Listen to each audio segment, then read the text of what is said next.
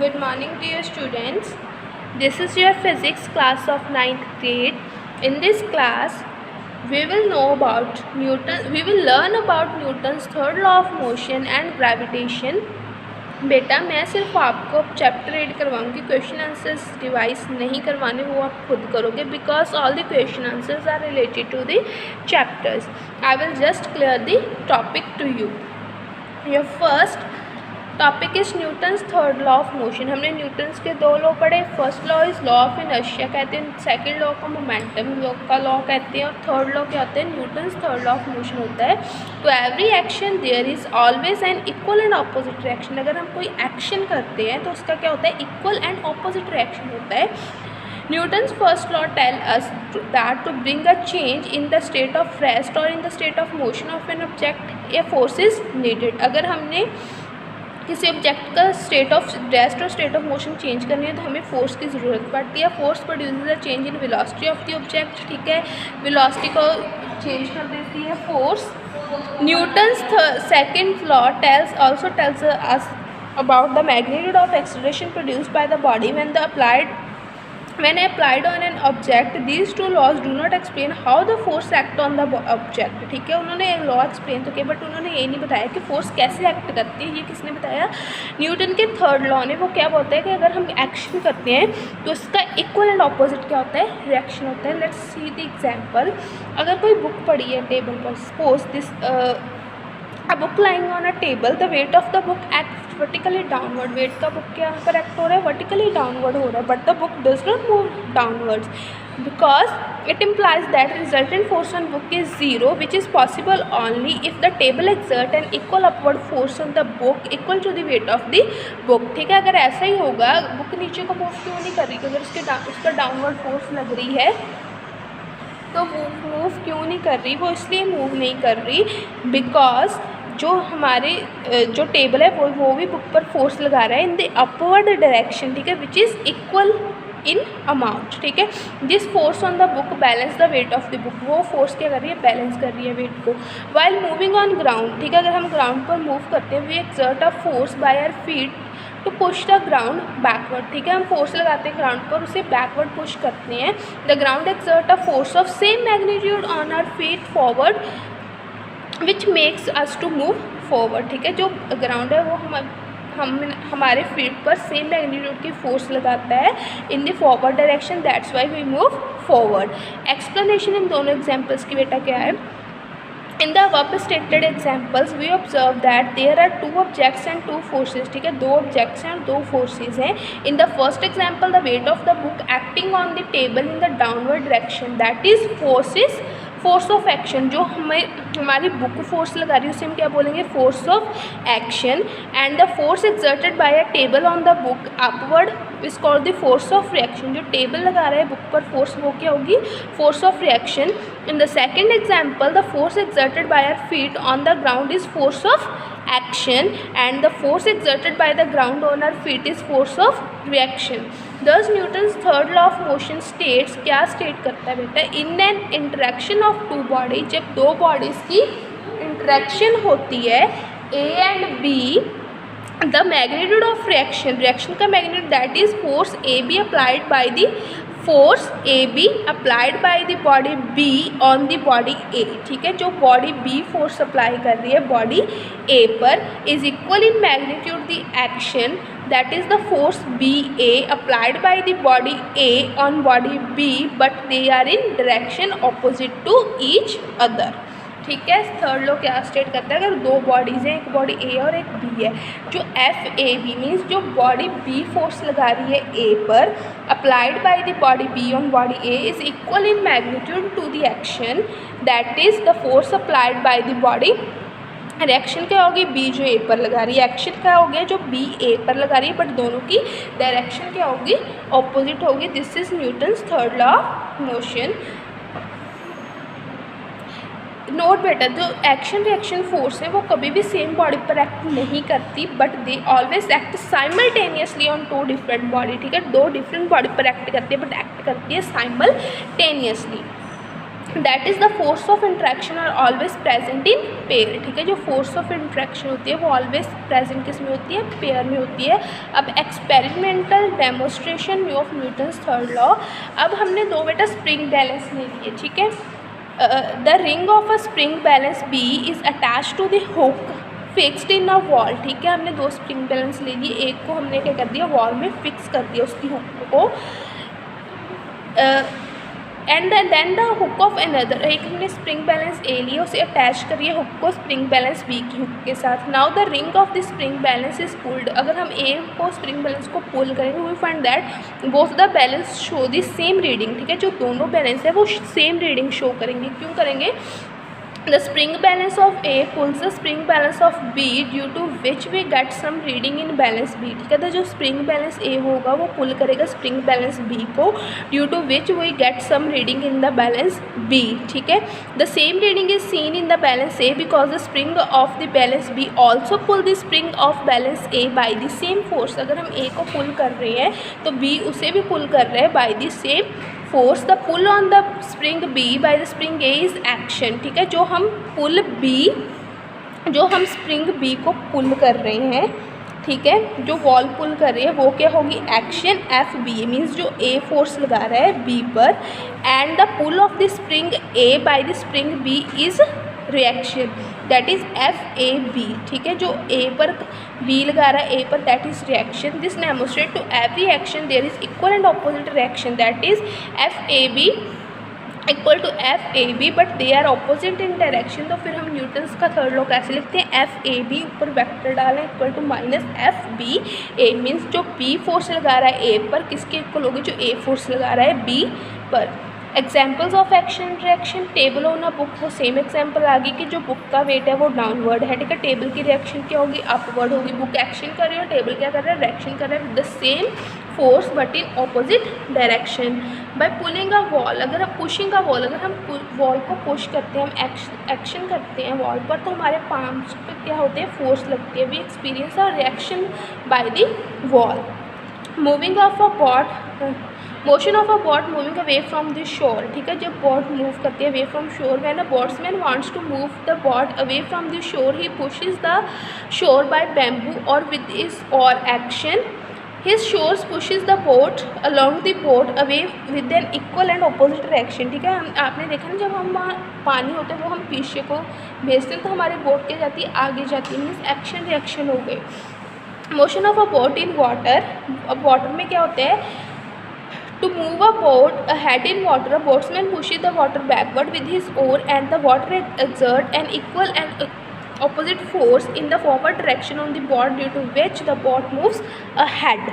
ठीक है, तब firing a bullet from gun, अगर बुलेट फायर होता है व्हेन क्या होता है, जब हम बुलेट फायर करते हैं तो गन क्या करती है, इक्वल मोशन के साथ मूव करती है। ठीक है, when a man fires a bullet from a gun, a force F is exerted on bullet, that is action, and the gun experience an equal recoil। recoil होते हैं ना, R reaction। ठीक है, रॉकेट का मोशन, रॉकेट को हम जब fuel देते हैं उसमें क्या होता है, Newton's third law of motion.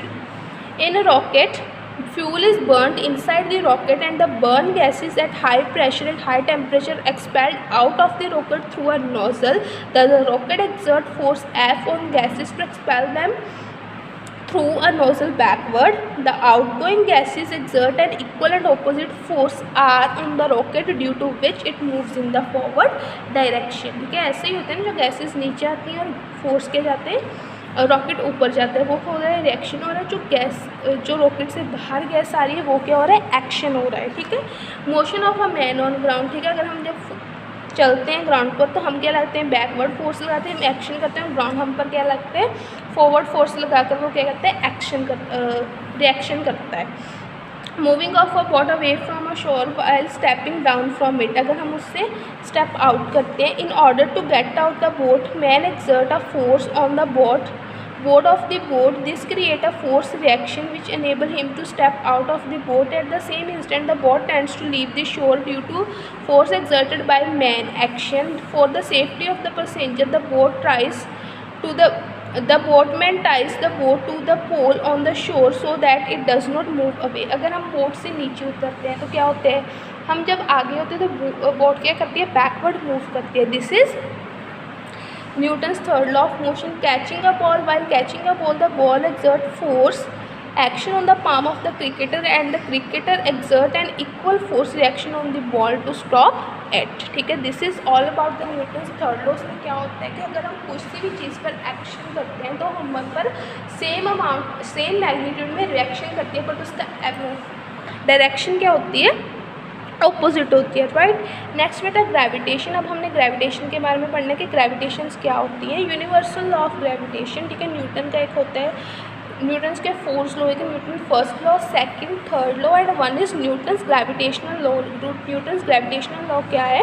According to Newton's the force of attraction acting between two bodies, ठीक है, जो फोर्स ऑफ अट्रैक्शन है दो बॉडी पर एक्ट कर रही है, is directly proportional to the product of their masses and inversely proportional to the distance between them, ठीक है, and inversely proportional to the square root of the distance between them, ठीक है। अगर दो बॉडीज़ हैं, एक ए है एक m1 है m2 है, ठीक है, उसमें जो फोर्स एक्सर्ट हो रही है, ठीक है, m1 m2 में, वो डायरेक्टली प्रोपोर्शनल होगी बॉडी के मासेस के और इनवर्सली प्रोपोर्शनल होगी जिसमें उसमें डिस्टेंस है, that is square root of its distance. Let's see for example first के f is directly proportional to m1 m2 given directly proportional to product of masses and inversely proportional to square of the distance between them, that is r, by combining f is inversely proportional to m1 m2 over r square, ठीक है। और directly proportional हटाकर हम क्या ले रहे हैं, g which is gravitational constant और constant of proportionality. The value of g remains same at all the places and it is independent of the nature of the particle, temperature, medium, etc. Therefore, it is a universal constant and is known as universal gravitational constant, ठीक है। इसकी value हर जगह same रहती है, इस पर किसी चीज़ का इफेक्ट नहीं पड़ता। It may be mention that here that force is a vector quantity, force vector quantity है, hence it is a necessary to indicate the direction also. The direction of force 1 2 on mass m1 is towards the m2 along the line joining the masses m1 and m2, ठीक है। इसकी direction indicate करनी है, f12 लिखना है और f21 लिखना है, ठीक है। कौन फोर्स लगा रहा है, ये 1 फोर्स लग रही है 2 पर, इसकी 2 की फोर्स लग रही है, 1 लगा रहा है 2 पर या 2 लगा रहा है 1 पर, ठीक है। Units and value of gravitational constant. Units क्या होती हैं? Unit of gravitational constant is from एक f g equal to f into R square और m1 m2। Unit of force is newton, unit of distance is metre, mass is kilogram, तो इसकी force कितनी होगी, Newton metre square in per kilogram square, newton metre square per kilogram square. And value of g is 6.67 into 10⁻⁻11 newton metre, ठीक है। तो unit value of gravitational constant 6.67 into 10⁻⁻11 newton metre, ठीक है। Gravitational constant is numerical equal to the magnitude of force of attraction between two masses of each of 1 kg placed at the separation of 1 metre.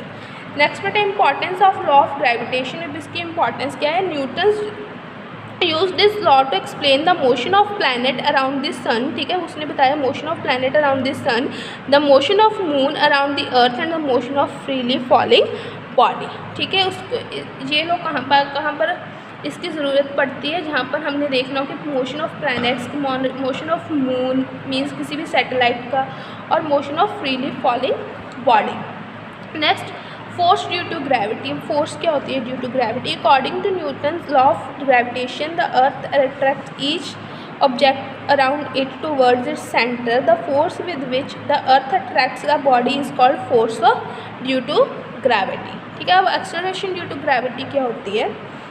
The rate at which the velocity of a freely falling body increase is called acceleration due to gravity, ठीक है। जिसके उसकी value क्या हो जाती है? Increase हो जाती है, वो कहती है acceleration due to gravity. In other words, it is the acceleration produced in a freely falling body due to gravitational force of attraction of the earth, ठीक है। And what is the relationship between g and small g means acceleration due to gravity and gravitational constant में according to Newton's second law of motion F equal to m में, but where the here we replace acceleration with acceleration due to gravity, that is g, by Newton's gravitational law. F किसके equal होता है, g m over r square, ठीक है, directly proportional to the masses and inversely proportional to the distance between them. By comparing two we get g m over r square equal to mg. m cancel होकर हमारे पास क्या आ जाएगा, g equal to G M by R square, ठीक है. This is the relation. The acceleration due to gravity with gravitational constant, obviously the value of g on the planet depend on the mass and radius of the planet. Next बेटा free fall क्या होता है, जो हमने पढ़ा था कि हमने तीन इक्वेशंस पढ़ी है ना, v equal to U plus A T, H S equal to U T plus half of A T square. उसे हम क्या करेंगे, जो फ्री फॉल होते हैं उस पर क्या किसका असर होता है, ग्रेविटी का असर होता है, ठीक है. ग्रेविटी जो एक्सेलरेशन है उसे हम acceleration due to gravity means g के साथ इंटरचेंज कर देंगे. इसमें क्या होता है, अगर हमारी एक्सेलरेशन का हो रही है डाउनवर्ड हो रही है, ठीक है, बॉडी फॉल कर रही है तो एक्सेलरेशन पॉजिटिव आएगी. अगर बॉडी क्या कर रही है, अपवर्ड जा रही है, तो उसकी ग्रेविटी क्या होगी, नेगेटिव, ठीक है. आगे मास एंड वेट क्या होते हैं. मास क्या होता है, the mass of a body is the quantity of matter contain it. Mass is a scalar quantity, it's SI unit is kilogram, ठीक है. एंड वेट क्या है, the weight of a body is the force with which the earth attract it. In other words, weight of a body is the force acting on it. Its unit is Newton. It is a vector quantity. And what is the comparison between, what is the relationship between mass and weight? W equal to mass into g, ठीक है, W equal to mg. Next, comparison between mass and weight. Mass is a scale, mass is quantity of matter contained in a body. Weight is the force with which the earth attract a body. Mass is a scalar quantity, weight is a vector quantity. SI units of mass is kilogram, SI unit of weight is Newton. It is measured by physical balance. Mass is measured by physical balance and weight is measured by spring balance. It is a constant for body and does not change with the mass is constant, it does not change with change in time, change in place, but weight it does not constant, it change with change in place, change the value of g. Next gravitational unit of force. Gravitational units क्या होती हैं force की. In MK system the gravitational unit of force is kilogram force. 1 kilogram force is the force due to gravity on a mass of 1 kilogram. Next बेटा CGS में क्या आती है, 1 ग्राम, ठीक है. 1 gram force is the force due to gravity on the mass of 1 gram. Right, this is all about your Newton's law, Newton's third law of motion and gravitational, ठीक है. This बेटा this is with this your chapter number 3 is completed. You just revise these topics. This is in your syllabus, ठीक है. मैं आप question answer revise नहीं करवाऊंगी because all the question answer related to this topic. Thanks and have a nice day.